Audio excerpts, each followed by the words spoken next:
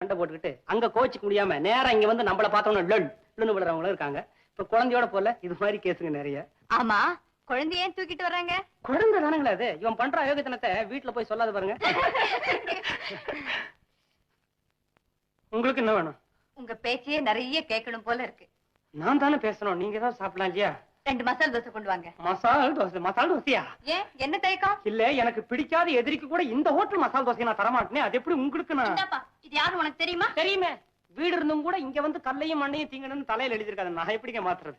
சூடா என்னதான் இருக்கு? மைசூர் பாக், பாம்பே அல்வா, டில்லி மசாலா, கேசரி, பாலமல்வா, ரசகுல்லா, ஜாங்கிரி, பாப்தி, வீட்டுல கோவா கேக், ரசபுரி, குலாப் ஜாம், பாம்பே பர்ஃபி.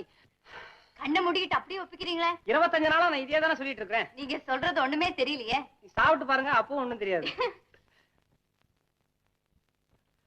பூரி கிழங்கு கொண்டு வாங்க. இல்லையே, காலையிலேயே திந்து போச்சு. பின்ன அந்த போர்டுல எழுதி இருக்க ஆபீஸ் இருக்கு, எழுதிருக்காங்க. அழிக்கிறதானே? மறுபடியும் போட போறமே. எப்போ? சாயங்காலம்.